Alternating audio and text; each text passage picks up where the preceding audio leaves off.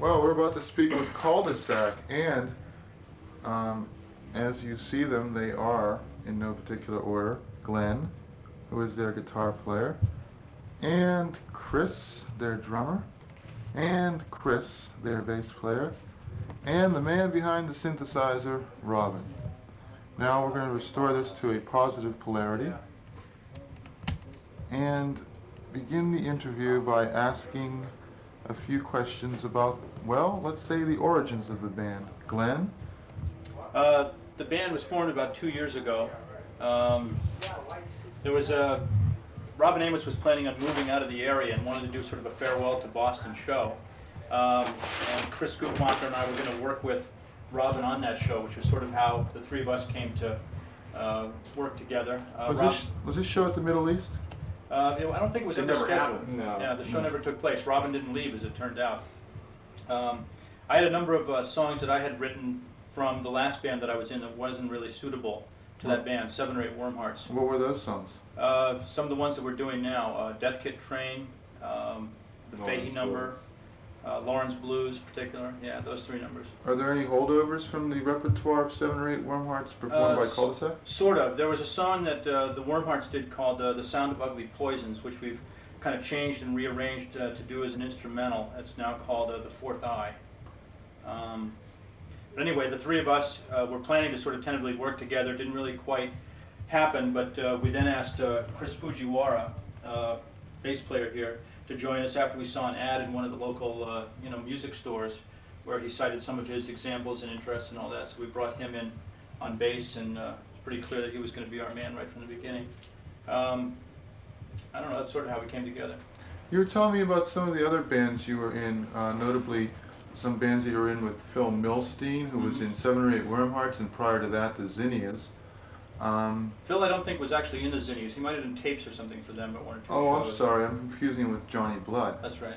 Johnny Blood. Yeah. Johnny Blood, you were in Shut Up with Johnny Blood. No, I was in Shut Up with Robin. With Robin, okay. Right. See how hard it is to keep all this stuff straight? Yeah. Of course, we all know Robin as, well, one of the driving forces of Boston avant-garde. Yeah, I collaborated with Phil Milstein on the material that we performed in Mommy and the 7 or 8 Warm Hearts band. Okay, and Chris, something of your band history prior to joining up with Cul de Sac. Is Cul de Sac currently the only ensemble with which you play? Yes. And prior to that, you were in Meltdown and Bullet La Volta. Right. Virtually simultaneously, as well as Moving Targets. You had some No. involvement with them? No. No, but Kenny had an involvement with Bullet La Volta, so Right. yeah, okay. And I was in some other projects like Western Science and Power and The Grifters, which was sort of a very occasional instrumental band with Alex from Meltdown and with Chris Brokaw, who's now playing in Cum, and Codeine, And don't forget Pierre Pressure. oh yeah, that was for 1 or 2 gigs, yeah. But also Fred Waring and the Blenders, which existed for like 5 years and Sky and the Pilots. only played 2. Hey, you're pretty hip on this. What was stuff. the rest of the Pierre Pressure? Don't let this stuff get out. You know? Peer Pressure and the The what? Teenage Trendmongers. Okay, yeah. Yeah. I thought it was the mindless teenage trend. That would have been better and more accurate too. So how was it? We were sort of given a general summary as to how you came to join up with Cul de Sac, but how would you express it in your own words? Well, I had heard Glenn play guitar in a couple situations, and I knew him from various places and through various mutual friends, and we started playing together, and simultaneously there was the farewell gig for Robin that was being talked about, and we started playing with Chris Fujiwara, and I think Billy Ruane sort of had a role because he heard that we were playing together, and I'm not sure whether we had the name by then or not, but he wanted to give us a gig, and Glenn said, I'll only do it if Robin is involved, and from that day on, the rest is hysterectomy.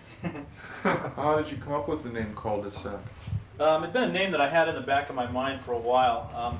I like the name, but I also like the association with the Polanski film, the same name. Oh. So. I get it. You see, because when I was in 5th grade, I read this heartbreaking story of an old milkman up in Montreal who had this horse, and the horse knew the way, even though the milkman, as it turns out in the story's suspenseful kicker conclusion, was blind.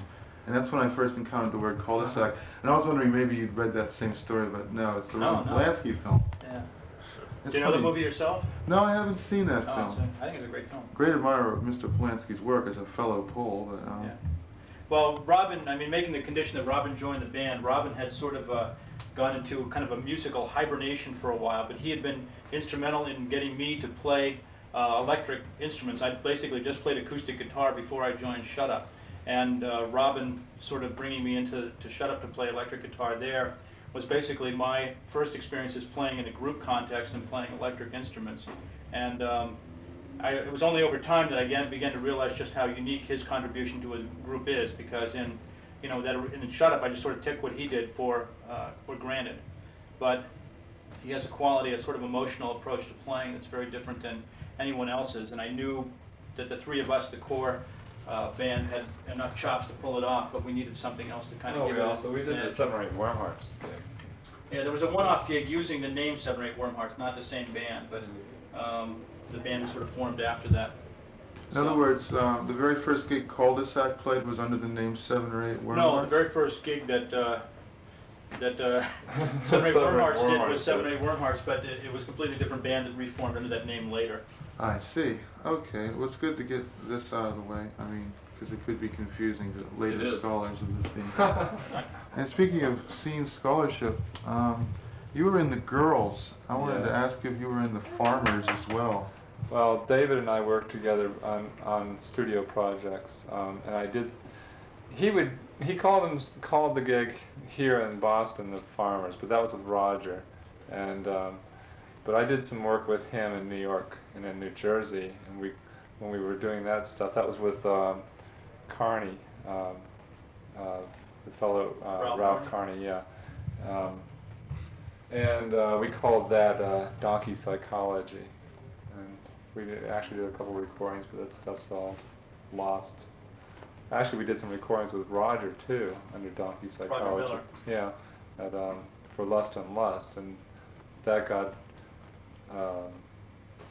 aborted after we actually did the recordings, but then the project never came out because of our problems that we had with Charles Ball. So. Well, at the risk of embarrassing Robin, I would like to mention to our viewers that this is the man who played synthesizer on the song Jeffrey, I Hear You, and for that alone, probably deserves to be in the Hall of Fame. Unless I'm wrong and he didn't play synthesizer on the song. But yes. It's actually on Rand's theme now. Now, Chris, what did that ad that you put up say exactly? Well, it said that I was a bass player interested in getting involved in some experimental music project, and I listed a bunch of musicians that I was interested in that would, form a sort of a basis for A basis for basing. basis for basing.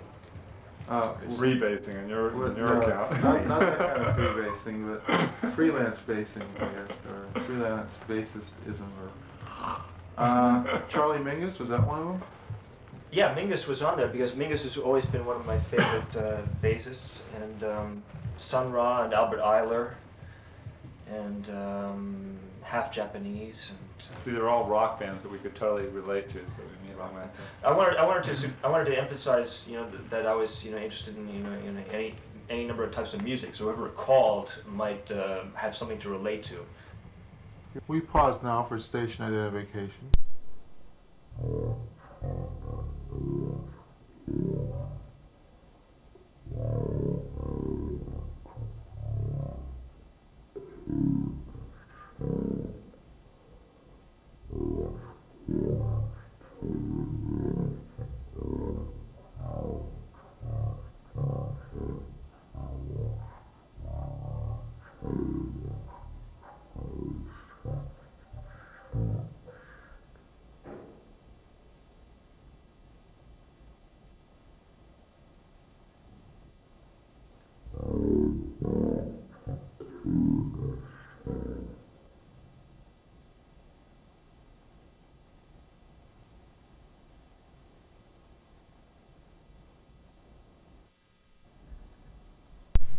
top drawer favorites of the rest of the band, so it seemed like a good phone number to call.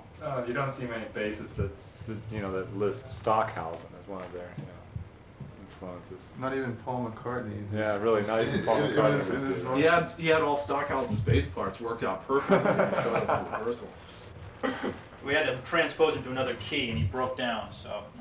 Well, it's been very grueling and exacting, that's for sure.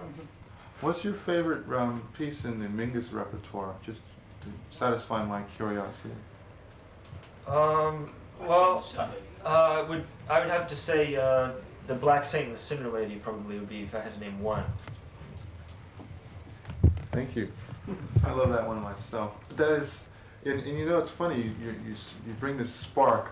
When you say something like that, Black Saint and Cinder Lady, it's like, oh, you know, you just hear the whole thing in like half a minute or less, because it's just, it's like so dying. there. Well, you feel your emotional reaction to that piece. Yes, it's a very emotionally stirring piece, and certainly one of the finest It's not moments. Mingus Sings the Blues or Martyrs whatever Jazz. that was? Well, no. No, the Black Saint and Cinder Lady was all of one piece. I'm familiar with that. I just was Mingus had quite a few Being records asshole. that were like that, but Sort of sweet. No, it was Mingus who inspired me to play bass. Actually, I mean, I was listening to his records that where the bass is so up front and fills so many different kinds of roles in the context of the music that made me want to explore that instrument. I thought you were in love with just big fat strings. And the strings are nice size too, where I can get my fingers around. Right. Something you can count them. There's, it's easy to deal with them. any occupational hazards to bass playing? Calluses? Well, calluses, just go with it. You deal with that. Calluses are good. You should have calluses. Everyone should. And although In various parts of the body, depending on which part. It's funny, nobody's ever really systematized the occupational hazards of playing an instrument, but fiddlers are all drunks, and bass players are supposed to be the anchor of the group and whatnot. Lead guitarists are all flamboyant and, exhibitionistic. And You've seen our set then, I guess. well, have I? Hell, I came as close to being part of it as I could without actually being able to play an instrument. So, yes, I would say I've seen it. Let's talk a little about John Fahey. You cover quite a few of his compositions on your latest demo. Well, we just do. We've only cover one Fahey song in our repertoire. We also do we have recorded the Leo Kottke number, which we haven't really played out before. But Tim Buckley. And Tim Buckley And covered Tim too. Buckley. Fahey is a particular favorite of mine. He's probably my favorite guitarist. I would cite other favorites as being Zudhorn Rollo from Captain Beefheart's band, and Hendrix maybe as my three favorites. But Kenny Burrell, you keep forgetting Kenny I don't Burrell. hear any more about Kenny Burrell. Jim Hall. Who is this man, Kenny Burrell, and why? I don't even want to answer the question. Heavy metal guitarist. Oh, I get it. Not like Sonny Chirac or something. One of these trendy No. names. Sonny Chirac I like very much too. But Fahey is, I think that he has a very strong emotional quality to his playing, and I'm particularly fascinated by his use of open tunings. In fact, in this band, we don't do anything in standard tuning. I don't know if the rest of the group knows that. Well, or that's not. because you don't know how to play in standard tuning. Well, I want to learn how not to play in standard tuning. For the actually. musically illiterate or unenlightened among us, what is the standard tuning? Standard tuning is EAD-GBE, Right. which is standard tuning for guitar. But there are literally hundreds of other tunings. There's Hawaiians use a whole bunch of tunings which they call slack key. Blues players like Skip James and Booker White, Robert Johnson used alternate tunings. D, C, G is a very common tuning also. And Fahey has explored just about all of those tunings that were part of the blues repertoire, but also did things to them like doing C minor and sort of augmented chords as well that he would play in. And to me, it's just a sound that's really compelling, and that you can't really. It's just something that you can't get from standard tuning, or at least not as easily, not in the same way. So to me, it's a very attractive style. Also, I don't know very many people that are doing it. I think Sonic Youth use a lot of open tunings actually, but there aren't very many bands that do. Didn't Cheap Trick? Wasn't that why he had all those guitars on stage? We don't do a lot of editing. As I did before. Just sort of put like this sort of black cloud over Robin's face, like they do with victims of violent crime. Because he's going to be one in a few minutes. Yeah, a current affair. So, could you tell me a little bit about the band's early history of Cul de Sac, like what your first few gigs were like? I mean, Well, I think that initially, my own experience in working with bands is that initially someone has to write some material so you have something to play. Either you do covers to kind of get a band feeling, find out if you're going to be able to work with each other, if you've got similar instincts, etc.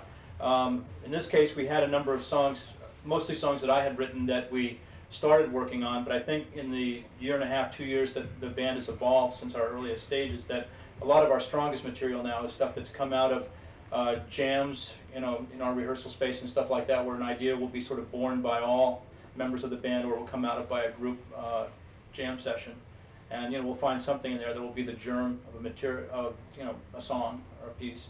We're an instrumental band, so we don't really I don't know, songs or instrumentals, but that essentially is the growth that's taking place. Is that I think it's more of there is more of a unified contribution from everybody in the group. I think that we've kind of found our voice in a way, and if it's any kind of voice, well, it's We haven't ours found anyway. a voice yet. We were looking for a singer. Actually, so. yeah, we're in the market for a singer. I mean, I think the material that we do stands very well by itself as instrumental music, but if we can find someone that's interested in vocalizing and sort of taking a different approach of vocalizing as sort of an equal member of the band, rather than a situation where the band is a trip for the singer to support a singer or something like that. We're not really interested in that. The example that Chris keeps going back to is Malcolm Mooney and Damo Suzuki from Can, and the way they approach vocals in that group. and we know that Chris is the world's biggest Can fanatic. Yeah, Well, he's got maybe, some pretty perhaps. strong competition in this group, actually, but we all are. What else would you say there's a group consensus towards being a fan of? Now, you mentioned Zudhorn Rollin. Anybody would mention him probably has all of Captain Beefheart's albums. And then some, yeah. He's a very, very influential player, a very hard person it's a very difficult style to assimilate. I mean, almost impossible, really. It's just so different than anything else, but I love his sound. Let's sit over harsh here so I and- can be in the picture a little bit Yeah. too. Very, very sort of harsh use of chords You're and blocking the transoceanic arrhythmic radio. music, and very sort of jagged song construction, stuff like that. But Rollo really put his heart into Beefheart's music for longer than any other guitarist that lasted with the band, I think. He hit that long, mean note and he let That it long flow. lunar note, yeah, that's right. Let it float. But Captain Beefheart's birthday was yesterday, by the way. Right. I don't It know was? if you remember that. That's right, so So it was. was, I Chuck wrote it. Berry's and William Bodine's. And Martin Luther King And and, Martin Luther and the King. guy from Sea Hunt, Lloyd Bridges, it was his birthday too. I have the Maxell On This Day in Rock and Roll History book, which implausibly has all these other Lloyd Bridges personalities. in rock and roll history. Very big part. Let's see how was it. Hank for Aaron it, was born on the same day that Scott Joplin died. Is there a connection between the man who wrote The Entertainer and Treemonisha and the man who broke Ruth's record? Gee, who knows? we have a lot of tastes in common. We also have a lot of tastes not in common. I mean, but I mean, I don't know. Why don't you ask some of the other? Well, I'm the only one who likes Oh, jazz, for instance. that's not I true. don't think these guys don't know the first thing about jazz. You effete intellectual Yeah, snob. really, listen to that. Whoops. Well, for example, Hurt this. I'm the only one in this band who likes rock. Oh, yeah? shit, Rock, don't talk to me about it. Jesus.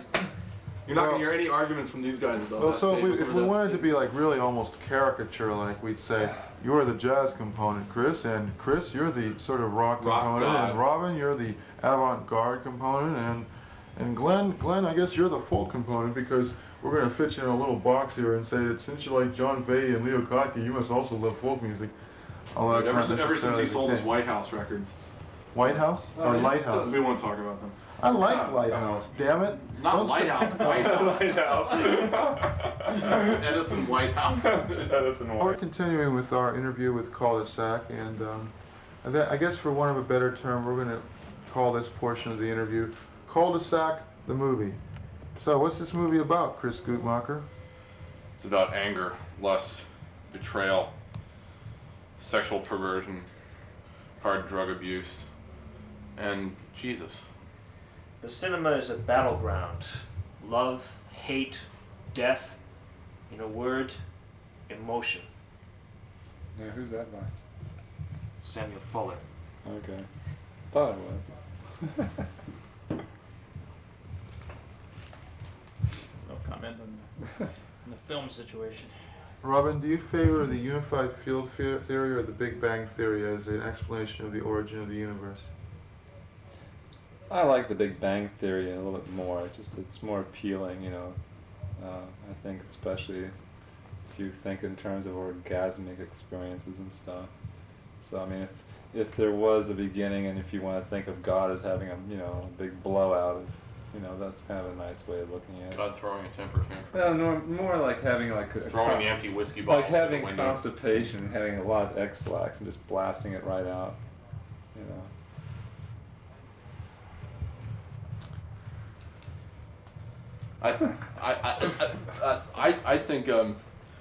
I think it depends whether one sees the world as a unified field or as a Big Bang, and personally, it sort of depends what mood I'm in. You know, one day it'll be a Big Bang kind of day. Yeah, it's gonna be a whimper. Other days are gonna be sort of a unified field kind of day. You know. Well, because Tonight's a Big Bang kind of day. No, tonight's a unified field. We're playing with unified fields tonight. Magnetic field. Oh, wait a second. I'm sorry.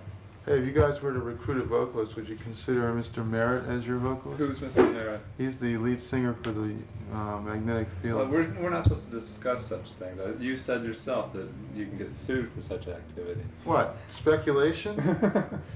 We don't care to speculate on that point, but as far as the origin of the universe, I remain neutral. I don't think the origin of the universe matters really, because we're here and we have to take account of what we're doing. That's Baba Ram Dass said that. That's right. Be here now. Be here now. Well, it fits on a bumper sticker. I mean, that's the main criterion, I guess. I mean, who the hell cares, right? Do you care how the universe was started? How can anybody care? I only care that Chris cares. Because I don't care myself. I care about how it's going to end, and it's a very gloomy thing to think about, but all of our works will be wiped away because the universe will end someday and there'll be no record of them. That gives me satisfaction. I'm glad to know that there'll be no record that I ever existed. A new beginning. As opposed to all the old beginnings, which are sort of lying around the universe gathering dust and entropizing, okay, acceptable. Well, if you guys did write lyrics to your songs, what would the lyrics be about?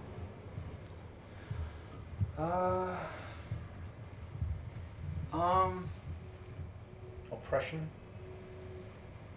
Oppression, yes, that's a good subject. Tension, relief, I would think of happy things. love, You know, hate. things that made me happy and put a smile on my face. Would the lyrics be going against the spirit of the music, or would there be a unity of purpose in both lyrics and music? Well, we can't really say that because there aren't any lyrics as of now. And a lyricist has an opportunity as an artistic option whether to complement the music or to Create a dialectic. create a dialectic or a conflict. So that's what we do And they can musically shift, anyway. shift gears too. You know, there's a lot of songs that we musically work against each other. Yeah. Well, would you like somebody who had his own avant-garde wigged out head, or would you like someone who wrote show tunes like a Stephen Sondheim?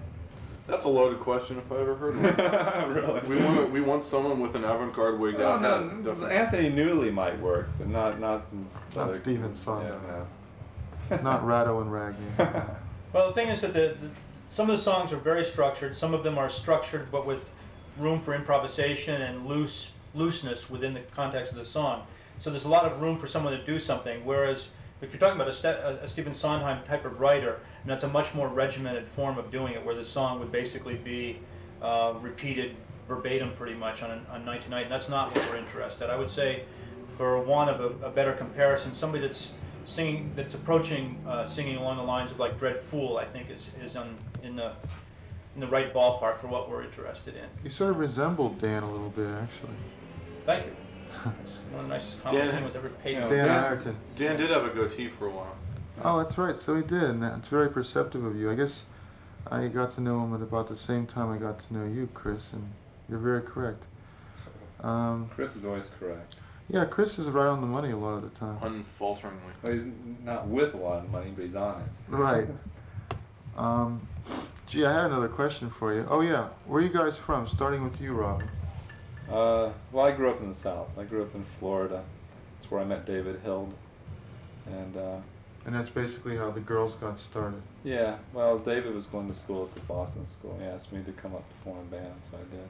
If you permit me to Plus I was going sidetrack mad anyways down there. and not make everybody else in the band mad, what was the impetus behind that 1986 Girls Reunion LP? Well, it's not a real reunion album. It's just it's basement tapes or demo tapes that were done on 4 tracks. It was on a personal level, since I was the person basically that put it out, me and Gilda Brash, or Gilda Brash and I, whatever. It was to resolve, that we broke up when we were going to basically sign a recording contract, and it was for me personally just a resolution to get something out there, because I liked the material, and I always felt like that way I could sort of close the door on the whole thing, that emotionally, that at least then I knew that the material was out, or some of it, Just documentation. documentation of some of the material we had. Unfortunately, there was a lot of good songs that we didn't record those 2 nights that we did that material. But that was the impetus to put it out. I just felt that, it made me feel good to have, another record out. And for those reasons, I guess. Well, you were living down south where you met David Hill. What prompted you to move up north? Well, David did. I mean, I had lived in Orlando in Florida and then Atlanta, and all my life up to the point that I met David, and I had been doing electronic music down there, and I'd been doing theater and film and all sorts of crap, but it was always like a real tough time. If anyone knows Florida, and they would know how tough it is. So I mean, to be living down there and trying to do that kind of stuff. And so David was saying to me, come on up here, we can get something going, and so I did. And 'cause I would have come up here anyway, just to get the hell out of Florida. But as it turned out, we got something going after I came up here, which was, good. Yeah. I mean, I love the South. Boy, oh boy, do I love the South. I just wish I was back there, Well, were you going to move back there at the time of the going away party, which never occurred because you didn't actually go away? No, I was thinking of moving out to California, actually, to go to school and study electronic music. And I went out there and found out that it reminded me too much of the South. And UCLA? no, I went to San Diego. You can talk to Jeff, I guess, about that. Yeah, too much driving, too much, warm weather, too many smiley people, just all that shit. Too much bullshit. It's true. There's a certain type of aggression and friendliness which comes to its full peak of form in California. Anyone who's been there would probably recognize this. But then again, these tight-assed Easterners, they all want to control things themselves. They just won't admit it. Well, we're going to turn over to Chris, the bass player for Cul de Sac. Chris, where are you from? I was born in Brooklyn, New York. And at what age did you move to these vicinities? Well, I moved to Boston after I got out of college, which was around 19... well, no, I went to Colorado before. I moved here in 1981, I believe. Were you always inclined towards bass playing? Not always. No, not at all. In fact, I'm even now I'm not. I like playing bass, but I'm especially interested in film and in literature. But I only got into music at all as a from the playing end in the past 3 or 4 years, and in that time it was really only the bass that I wanted to play, because that was the instrument that I was drawn, that I would listen for, and that I was interested in, what it could do.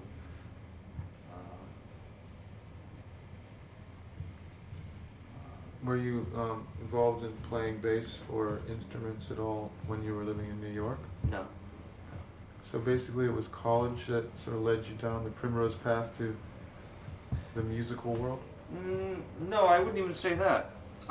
it's hard to say what it was. It was a sort of a, in a sense, it's easier to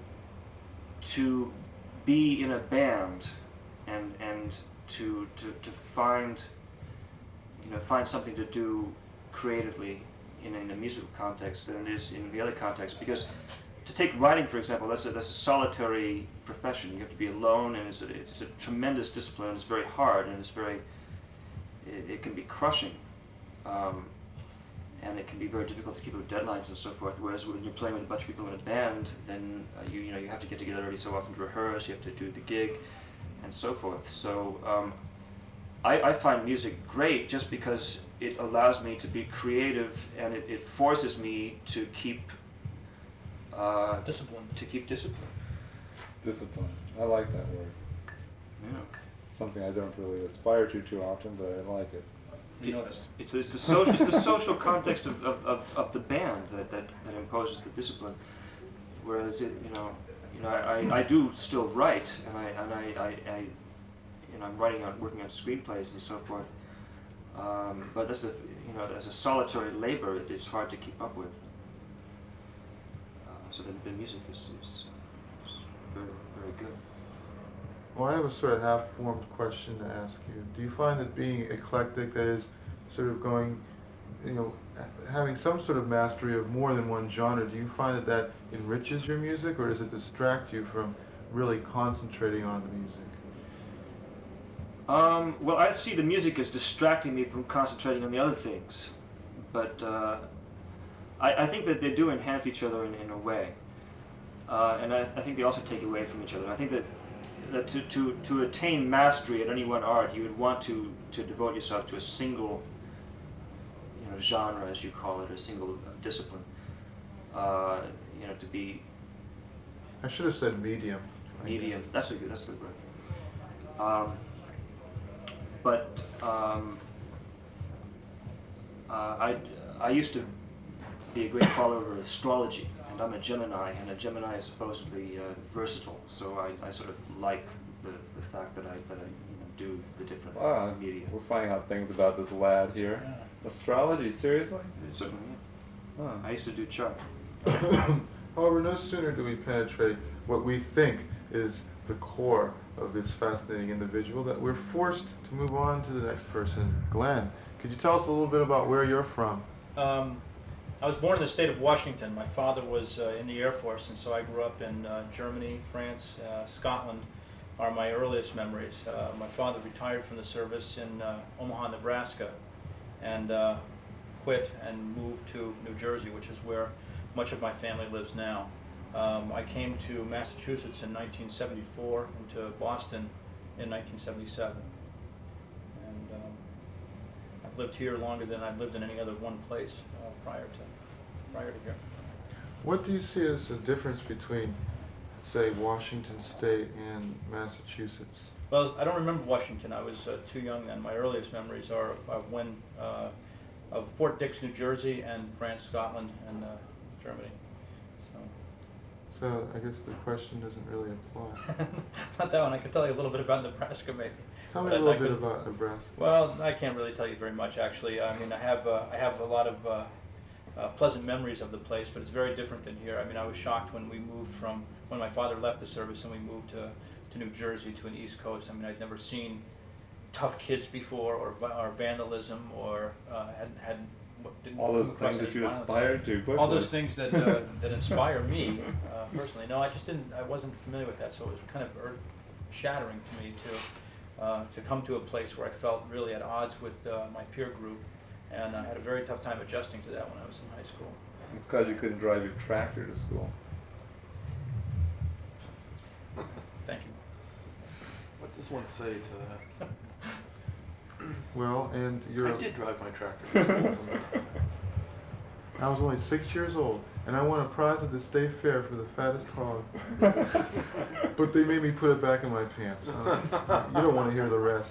I didn't even want to hear that much. Well, unfortunately. So tell us a little bit about guitar playing. I've been playing guitar for 25 years as opposed to Chris's 3, which really shows just how little someone can learn if they don't apply themselves. I've made an art at not applying myself to playing guitar. I don't really have too much to say about it. I love the instrument. I don't like how it's used in rock, in the 99% of rock and roll. I think it's boring. It's very very academic, and it's just not at all interesting the way most bands use the guitar. So that's why you developed the contraption? Well, the contraption is sort of the contraption. Let me talk about the contraption, Francis. Talk about the guy who played with Hank Williams too. You have this thing called the contraption. Why don't you talk about that, Glenn? Well, the contraption is a prepared Hawaiian lap steel guitar. It's played with kitchen utensils and whatnot. It's a similar.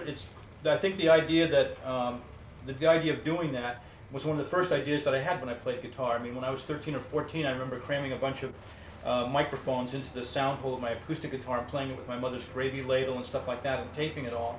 And it was, 15 years later that I heard the first Fred Frith solo album and realized that beyond just fooling around, that was a valid approach to things.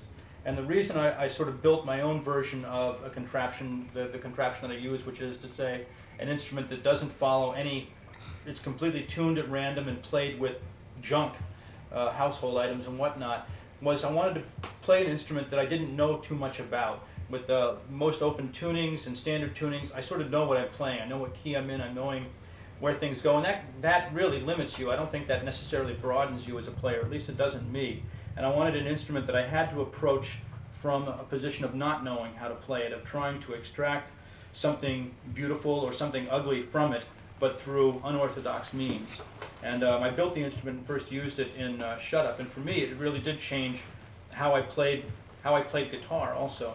It opened up a lot of doors to me. So I value the contraption. I've used it in every band I've been in since the first band 10 years ago or so. Which was the first band? Shut Up. Shut Up. All right, the band I was in with Robin. Yeah, Shut Up. All right, now I'm going to move to Chris to end this interview. Chris, you're from Boston, aren't you? Yeah, Brookline. And you sort of grew up here, and you were involved in all these crazy bands, and you've been, well, some people characterize you as one of the best drummers in Boston. I would say the best, but we already know that, Oh, shucks. well, at least one of the fastest. Oh, Yeah. oh, no. People love this guy. Real rock aficionados. Everyone in this band loves this guy right here. Aw. Yeah, we sort of like him. We tolerate him. We put up with him. He has a certain point of We'll view. show you how much we love you after the gig tonight. Chris, you're like, By giving me the entire take. you're also one of the people who works hardest at helping the band see the light of day among the local media. So I'd like you to talk just a little bit about the forthcoming album before we are forced to sign off for the evening. Well, let's plug the forthcoming records. A single that will hopefully be in existence in February on Nuff Said Records out of San Francisco. One side is called Doldrums, the other side is called He Lost His Teeth in the Mattress. And then Paraphrasing, Close that's enough. close. shortly, his teeth got lost in the mattress. Yeah, I always make that mistake. And then shortly thereafter, a single will come out on an English label called Shock, and that will be Suck Holland on one side and Can't on the other. And then we've got also an album's worth of stuff, and it looks like that's going to come out on Behemoth Records from Las Vegas, and probably that'll be in existence in a few months, and possibly a single for Harriet Records in Cambridge too. Well, I think that will more or less wrap up our interview with the incredibly talented and very unique Cul de Sac. And once again, we were speaking to Chris, Glenn, Chris, and Robin. This concludes Noise Party. Thank you all very much for tuning in, and we hope to present future Cul de Sac releases and live performances, as well as live performances by other area and national acts. My name is Francis DiMenno. Thank you all very much, and good night. Hey guys, you want to sing a little a cappella ditty to just like end this thing on? Sure. Sun Ra song. Hey, look, we got all these songs right here. China Gate. China Gate, China Gate, many moons and many lives.